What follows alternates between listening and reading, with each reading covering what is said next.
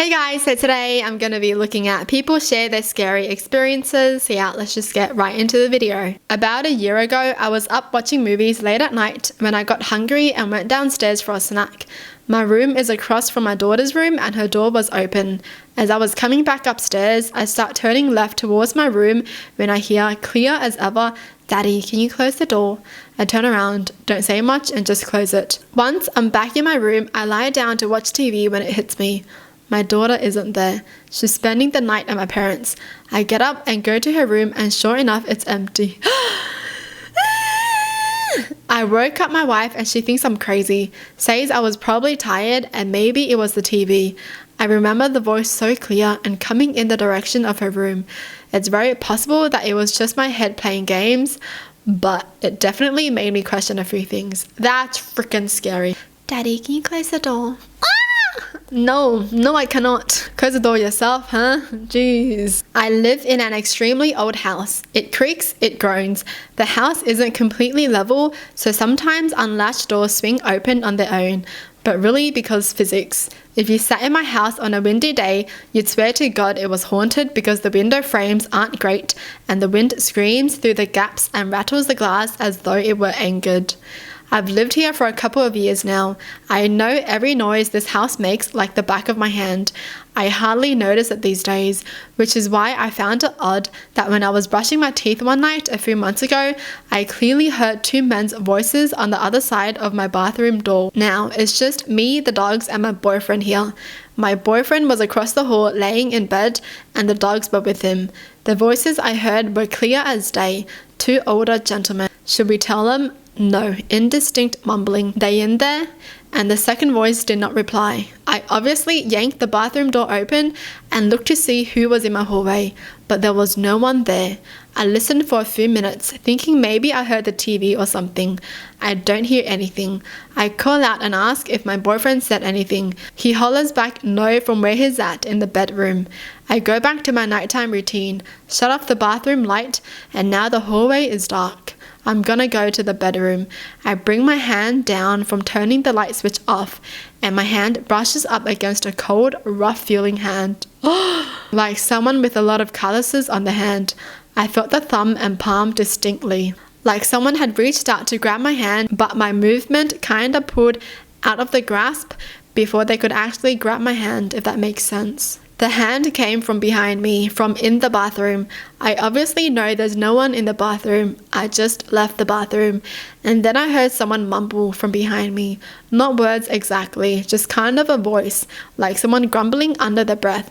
I jumped, turned the bathroom light back on, saw no one, left the light on, and hauled butt to the bedroom to tell my boyfriend what just happened because I was extremely freaked out. We checked out the entire house for an intruder. Found no signs of any. Everything was locked up as usual. It's never happened again. I have no idea what it was. What the heck is that? I would totally just think my house is haunted. Yeah, that's the only explanation. Feeling someone's cold hands? Yeah, that's a ghost for sure. If it's cold, that's a ghost. Yep. No explanation. Just move out, girl. Just move. Or maybe they were hallucinating. I thought I saw something. I should not be reading these stories. One night I was about 6. Woke up to see a man and a woman both dressed all in white, palest skin I'd ever seen, both standing at the foot of my bed looking out the window. The woman looked average height while the man reached the ceiling. I tried to convince myself it wasn't real, that I was dreaming until the man turned and looked at me. His eyes were red. I turned sideways and covered my head, trying again to convince myself I was dreaming. After a few minutes, I looked over the covers and the man was now standing at the side of my bed looking down at me. I remember nothing after. I talked to a specialist when I was older, thinking maybe I suffered from sleep paralysis due to these experiences, but that was not the case. In every experience, I couldn't move and even ran out of my bedroom multiple times. Great times.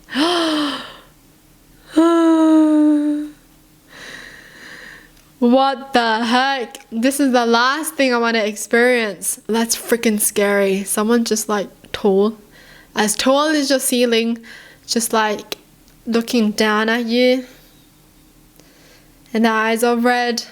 And then you move to the side of your bed and they're also at the side of your bed looking down at you. Yo, that's a horror game.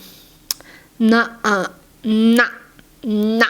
Long story short, my dad's friend was homeless and my dad was letting him sleep on the couch. I never thought anything about it, but I would go to my room with a towel on, but I'd usually pass by him on the couch. This would become a much bigger deal in the future. This guy kept going on about his daughters and how he wanted me to meet them. They were a couple years older, 14 to 16, but being a young kid, I figured I'd just meet new friends. He lived with us for a couple months, until one day while walking to school, he calls me from across the street. I lived probably 1.5 kilometers from my house, but a straight shot and pretty busy road. He ended up luring me into the house, saying his daughters lived there and they wanted to meet me. He literally gave me a tour of this house, but I kept asking him questions like where they were and who was their mum. He alluded that they were showering in the basement. Instantly, I felt a bad vibe and just sat on the couch in the living room, refusing to go to the basement. I started panicking because I could see the time and knew I was late for school. At this point, he brings up that he thinks I'm coming on to him because I walked past him in my towel. I was so thrown by it, I just said no and told him I had to go, and I just ran out the door. I was raised very old school and was so scared to get into trouble, I literally went back to school. When I went home, I told my parents, not realizing how big of a situation it was, and they called the police. I came to find out that wasn't even his daughter's house. He literally broke into a house on my way to school to lure me into. And coincidentally, no one was in that house. Oh my gosh. That is so creepy. Man, if I were the parents, I don't even think I could trust anyone at my place if my kids were still there. Because you never know who's good and who's bad, right? When I was about 12 or 13, I woke up in the middle of the night and smelled my father's cologne. Thought it was a little odd since he lived about an hour away but was too tired to care. Went back to sleep. Woke up the next morning and for some reason, my mother didn't wake me up for school. My father had passed away the night before. Never told anyone for years about that night, but around the age of 23, I told my mum. She was glad to know that she wasn't crazy. That same night, she got startled awake and the dog was staring at the door wagging his tail, almost like he was saying goodbye before leaving. Yo. I totally believe in these things. I was playing outside by myself and a truck kept driving down the streets. I got uncomfortable and started to walk home. They followed. I stopped. They stopped. I ran. They drove faster. I started sprinting home, and when I came near other people, they turned around and drove away. When I arrived home, I told my mum and dad. Nobody believed me. It's been 5 years and I'm still shocked. Why won't their parents believe them? Your kid almost got kidnapped. What do you mean you're going to be like, yeah, right? As if anyone wants to kidnap you. Why wouldn't you believe your kid? I was about 4 years old, visiting my great-grandmother. She made a bed for me to sleep on in the living room. I fell asleep easily, but at some point I woke up and saw my great-grandfather. He sat on the edge of my bed, smiled, patted my leg and got up. He put his jacket on and walked out the front door.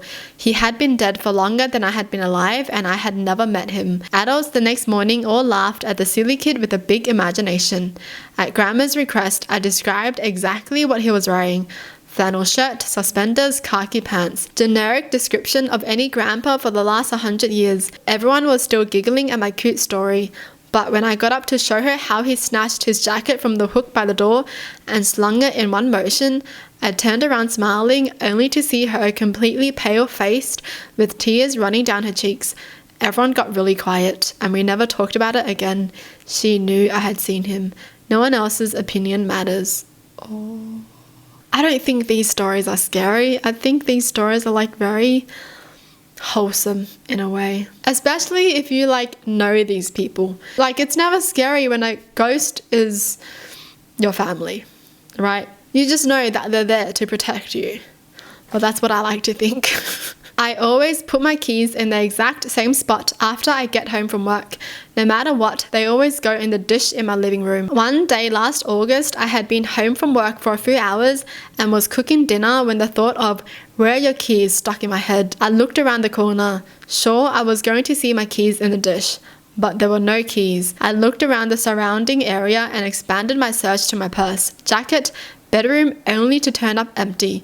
I drove home from work and let myself in with my keys.